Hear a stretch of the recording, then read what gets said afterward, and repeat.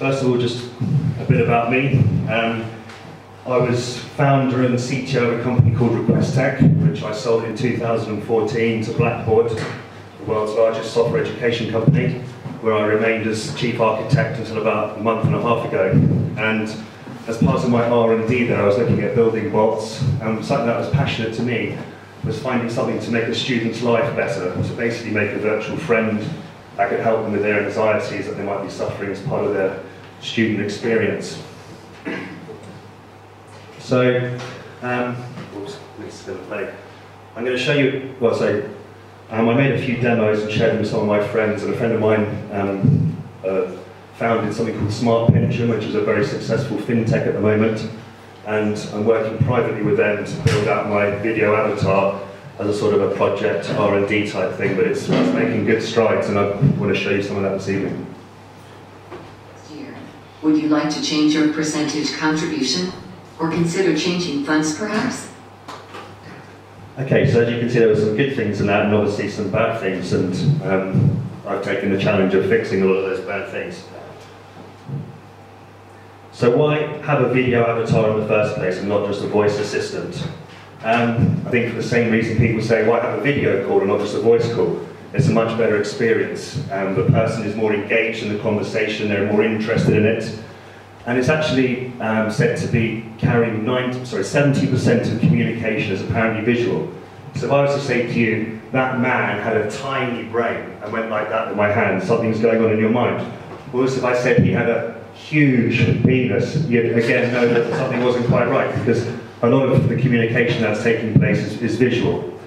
And you're more likely to remember a teacher that you have in a classroom as opposed to learning something over the phone. It'll sink into your brain and you'll remember it. So you're more likely to remember the experience if it can be conveyed visually. And then the last thing, commercially, is you can get your brand out there a lot more easily. So logos, etc., can be attached to the avatar as opposed to just a simple voice, which on Alexa would actually just have Alexa's voice and doesn't actually carry too much branding for your particular service. So a very quick architecture of how our bot works. It's all component based, so we do the speech to text using anything we want, but we found Google speech to text to be the quickest and the cheapest and the most efficient. But text to speech, we use Amazon Poly because the voice is the most realistic. So we're able to use different technologies together. And then our sort of thin server here, which takes the text from the mobile app or from the web app, because it works in iOS, Android, and on the web, can send that as text to any chat endpoint really, so Amazon Lex or Dialogflow or Rasa. I haven't really heard of Rasa much, but I know that if they had a text REST-based endpoint, it'd be very easy for me to hook up my avatar to their chat service. So in short, it will work with any chatbot or voice service that's out there. And here's a demo that I recorded recently, a couple of weeks ago, which shows the Dialogflow integration. So if anybody out there has created a Google action on Dialogflow with just the JSON file that you can download or the API key, I would be able to give you a video avatar for your service tomorrow. Hello and welcome to the latest iteration of the video avatar. We have recently integrated the avatar with Dialogflow, the conversational engine behind Google Assistant. This means that any Google Home action can now be accessed using the video avatar on web or mobile. For this demo, I will show you the end-to-end flow with the Google action from Smart Pension, which has authentication required as part of the workflow. No additional work was needed from the core Smart Pension development team to allow their users authenticated access to their Google action via the video avatar. Welcome to Smart Pension. You can ask the question like, what's my summary? Now, what can I help you with? What's my report? All Smart Pension funds performed positively through December 2017. What's my summary?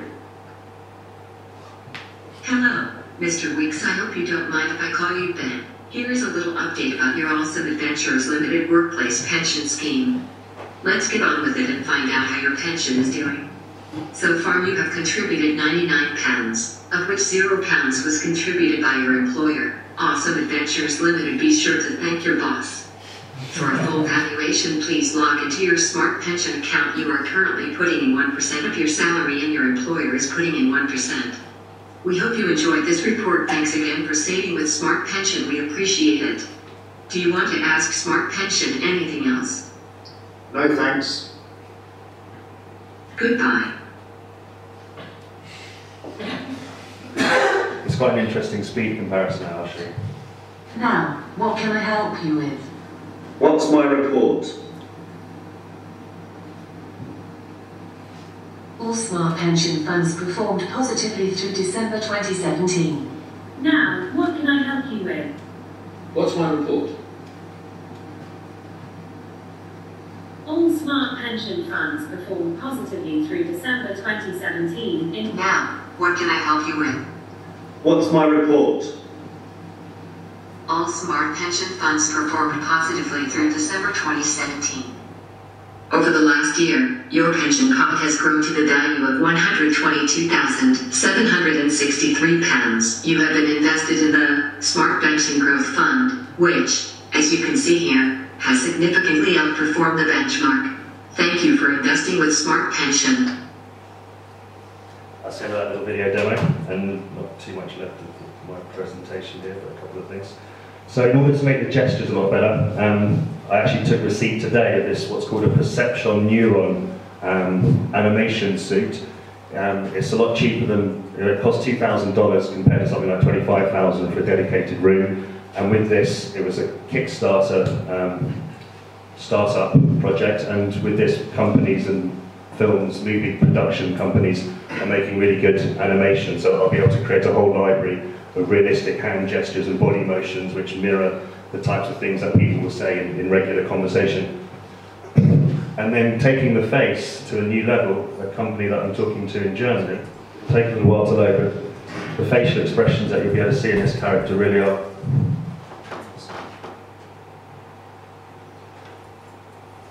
So this is all done using a rig to produce realistic facial expressions. And so what kind of remains for me to do now is to get the full library of different facial expressions for this particular character and to be able to hook those up either dynamically based on the text that's coming back from the chatbot, or by using SSML extensions, allow developers to actually embed the exact facial expression or body gesture that they want to happen in unison with the text that's being spoken. And because there's a number of different layers to animation, you can actually combine different animations. For example, I could be walking backwards while putting my arm out and winking at him over there, and be able to combine all of that through SSML extensions.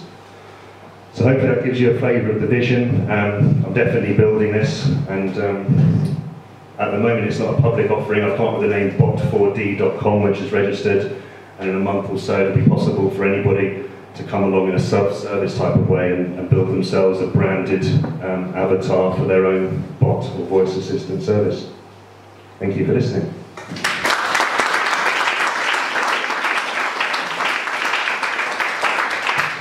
Questions? How do you integrate with the avatars that you provide?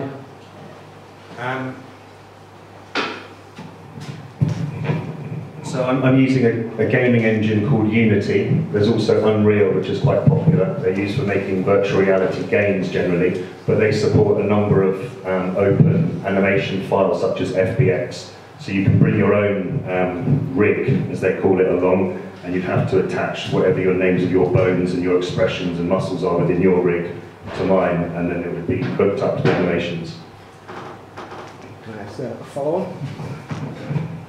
And can that go the other way? So if we wrote our own models and kinematics rigs, can we get like the gesture adjustments back out so that we could play it in a different player? I'm thinking we're doing some work at the moment with some virtual AR toolkits, and obviously for that we need to be able to inject the gestures back into the toolkits to animate models within the scene. Is that something that you either could do now or potentially in the future? Potentially could do, yes, definitely. Yeah, I mean, since I mean, I've actually rewritten it a couple of times from the ground up, but it is written with extensibility in mind, so bringing your own animations, your own characters, and being able to have a middle layer, such as perhaps your server, which is injecting gestures and that type of thing. But I mean, I'm happy to talk, if you're interested, happy to talk about it. Thank you. Anyone else? For the library of gestures and facial expressions, how are you going about A, kind of compiling what should be in there, and then B, the actual production? That kit looks amazing, by the way. Are you going to get actors? Are you going to do it yourself? What's the production process? That's the questions that I'm asking myself at the moment. Yeah? So these characters come with a standard set of expressions, including mouth. I think you pronounce it VISME, V-I-S-E-M-E, which basically covers every shape of the mouth will make based on saying something. And the Polyc speech-to-text, text-to-speech engine provides that, so you can do really good lip syncing to the point that a lip reader could actually read the models.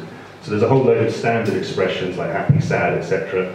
And looking at those libraries, and then I'm really starting to look around, talking to university lecturers, and one this evening, and I've been talking to a few others about what is actually going on in this field, what scientific research exists today, and trying to build something which stands up and is extensible in the future. But I'm still at the sort of stage with Smart Pension really of using some of the people that work there to try and present it and see how they look, and being able to capture that and break it down into little gestures.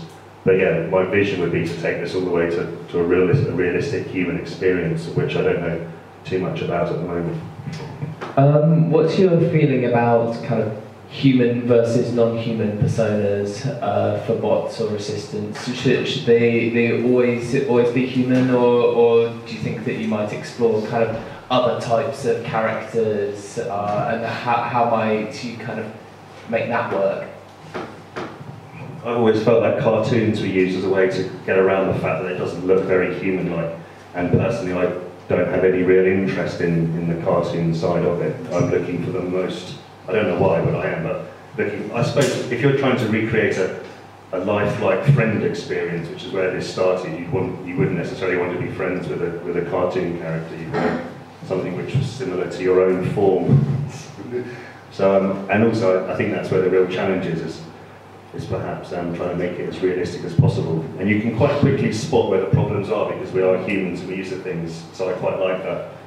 Even though I'm presenting it to you tonight as it being good, I quite often like receiving back from my developers, etc., and being able to see, well, that's not good because of that. I can quickly spot the problems. And once I can't, a bit like the Turing test, then I know that my work is done. Amazing. One more? Sure. So, you're currently working with Smart Pension as a government. Where do you want to go with this afterwards? I mean, I can see a number of possibilities how this could help with accessibility. Yeah. And yeah, so what's your take on that? Where do you want to go with this? So I don't know if any of you are familiar with a company called Twilio who offer sort of developer communications. I'm very sort of good friends with Jeff there and the people there. I'm looking to maybe roll it out on their platform in the future to allow anybody to embed it into their applications and stuff. Me personally, I created it because I wanted it to be a virtual friend for people that were suffering anxiety, and accessibility perhaps goes quite nicely with that, basically trying to enrich people's lives and improves their chances of success. So I like that side of it, which is why I got into it. Philanthropic sort of side, but I do have a business head as well, and looking for my next big thing, so I'd have to try and marry those two ends of the spectrum together.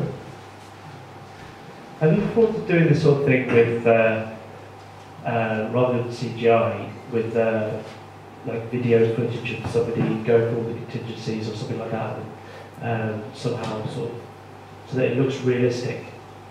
Before doing something like that? Actually recording a character, an actor doing it? Yeah, and then sort of blurring it or something so that it looks more realistic. I mean, in a way, that's kind of what this is, especially when you're actually using that equipment to record a human being doing it, but then being able to hold it digitally such that you can mix it and apply that motion to other characters.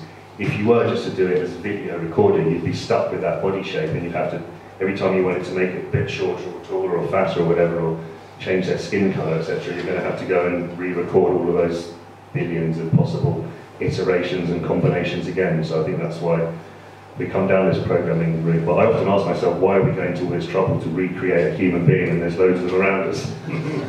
So yeah, I get where you're coming from. Thank you so much for the incredible speech. I wish you all the best today.